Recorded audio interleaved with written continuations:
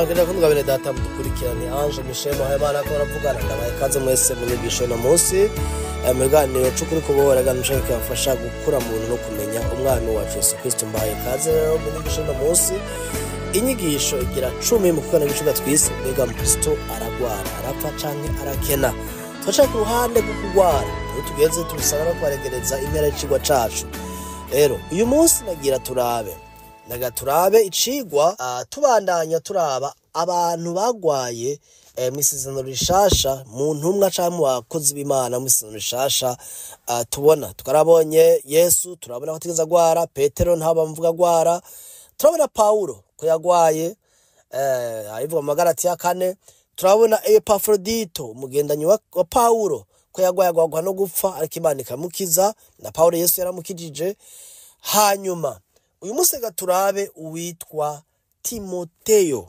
no witwa Trofimus abantu babiri no turaba muri Timoteyo wa mbere na Timoteyo wa kabiri.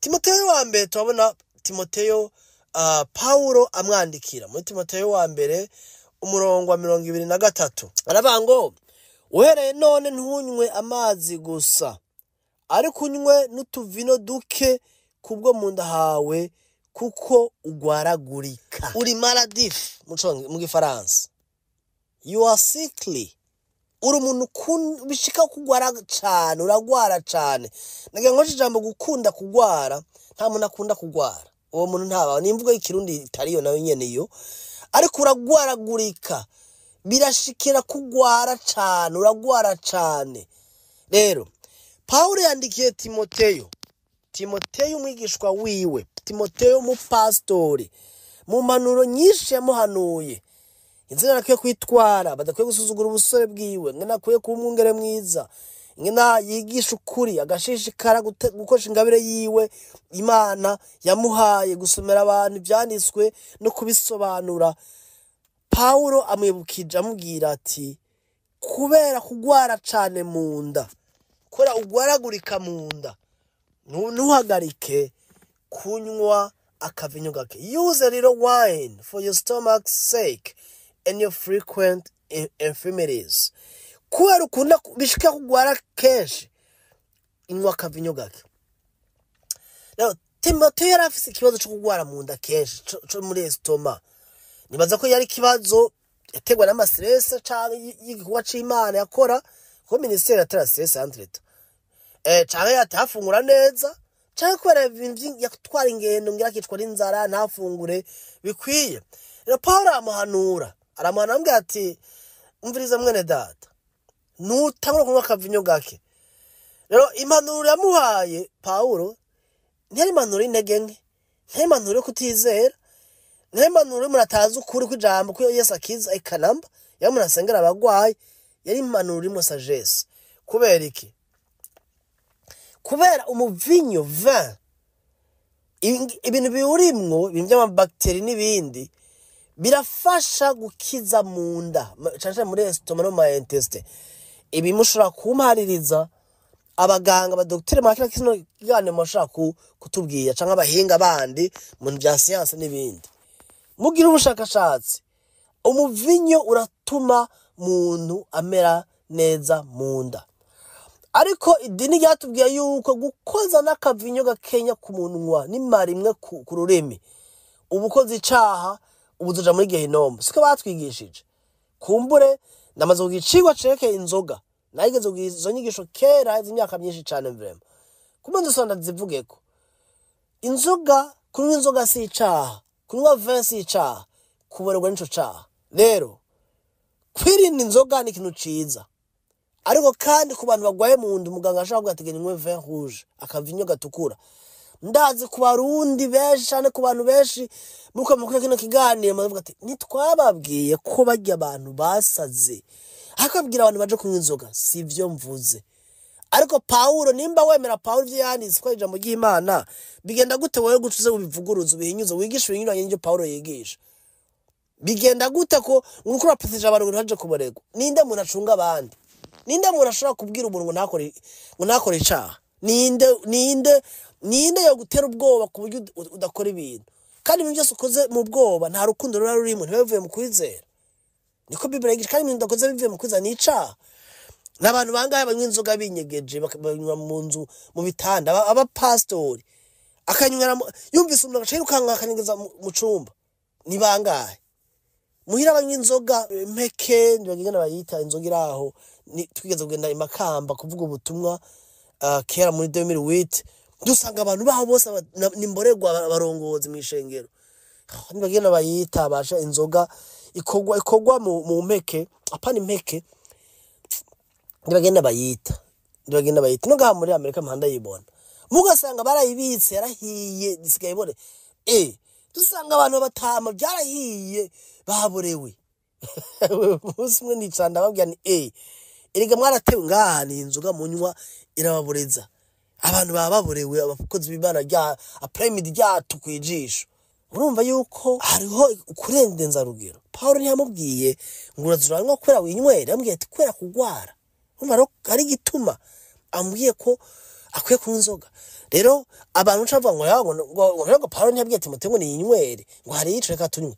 Wowe nturi Timoteyo ntugwaye mu nda, utagwaye mu nda Petero akubwira ngo twirinde iboreza. Niko Petero avuga. Ahari na Paulo avuga ngo nimukabarerwe vino rimwe ubuhumbu ariko mwuzure mwe muyera, kuko inzoga ni spirit, ni mwe mu muzinde. Nimutanywe je naranyoye ndazi kubera guco bisigura. Ukuri ndagufise ko kunywa inzoga atari icaha, ariko kandi sinywa inzoga ntazonywa n'umuvinyi ntawonywa, ko singwaye mu nda ntawonywa. Abantu barabambaza ngiye ahantu shashe mu bazungu bamwe kwara bari inywera bakijijwe, ngo ntwaye ka kubera iki. I don't feel like drinking. Numva umutima wanje utabinjanamo, kuko narigeze kwanywa inzoga ndazi ko ngendugura uwo muryango nosubira kwimborerwa. Hari abantu bari ngaha muri za Amerika, Canada, Europe, mwaje ngaha muri abantu mwuzuye mwema, ariko mutangura guza murahonja bukebuka ku buryo muri mborerwa, kandi mwavuga ubutumwa bwiza. Mwatanguye mu bushaka ngo nugusirimuka ko inzoga ngaha zirazimbutse. Uravye amahera umuntu abakorera ayuburonka, inzoga zirazimbutse gose. Zirazimbutse ni nyinshi, ubwoko bwishi bw'inzoga, imivinyo ngaha irazimbutse, amashampanye arazimbutse. Umuntu akapabure kuyigura ari we wese yakoze, atari umuntu adakora gusa. Umviriza Paulo abwiye Timoteyo ati uranywa duke. Reka turangirize mu nyigisho no munsi kuitwa Trofimus. Timoteyo wa kabiri, muri Timoteyo wa kabiri igice ca 4 umurongo wa 20. Timoteyo wa kabiri ca 4 umurongo 20. Reka mbere kuri 19. Unahirize Purisikira na Akwila nabo kwa Onesiforo 20. Erasito yagumye i Korinto, ariko Tirofimo namusize i Mileto agwaye. Tirofimo mu kifucongaza ni Trofimus. Tirofimo namusize i Mileto agiziki agwaye. Agiziki agwaye. Uwo numwigishwa wundi Paulo bari bazinanye bakorana ibikorwa, yari agwaye. Yamusize i Mileto muri Malta, niho yamusize agwaye. Uyu yari agwaye, yamusize agwaye. None bigenda gute ngo umuntu ashaka guhagarara avuga ati ntugwara, misero shasha ntitugwara, niwemere kugwara, ngo nihishurwa rishasha bazanye. Hari baciye avuga ngo rega ibyakozwe n'intumwa biracandikwa. Burandika ico gitabo gishasha cawe citwa ibyakozwe n'intumwa. Bene data, umutima wanje sugira ngo natake umuntu yigisha ivyo bintu. Umutima wanje ko natake ico kinyoma cagize abantu benshi abaja mufise ubwoba, mufise culpability, kwiyagiriza ko mudafise ukwizera gukwiye, ko Imana tabakunda bikwiye, ko ari igihano c'Imana, ko ari inkoni y'Imana, ko mwakoze icaha. Hari ushaka ko warakoze icaha ukagwara ingwara. Hari ingwara zandukira bivuye mu vyaha umuntu akora. Iyo ni ingaruka y'icaha. Icaha cyo nyene kirafise igihano bene data. Nivyo canke hakubita umuntu icuma gakomereka, ico kintu cyo kugwana nakoze, hari icaha cacu c'igihano, consequence nuko bafata bakamfunga, bakanca n'amande. Ibyo rero bigenza uko si Imana yamanye, ni ingaruka y'icaha, ni igihano c'icaha kirahari. Narenze itegeko, narenze ikintu tarenza gukogwa, ndahanwa. Si Imana ibikira kwigisha. Imana ntitwigisha mu biciye mu ngwara. Imana yonyigisha iki? Ndashaka kwigira mu ngwara kugira neza kw'Imana. Ndashaka kwigira mu ngwara kwihangana. Bitahuye uko ndashaka kuvuga uti ndashaka kwigira mu ngwara kwizera, atari ku Imana taya kugira banze nginyigisha ngumeneso no ariko ubaze gukora mu gakizi kintu cyose urakiberamo kujya neza kw'Imana rero tuguruka amaso yacu turabe ibyo twigishwa n'ibyo twigisha.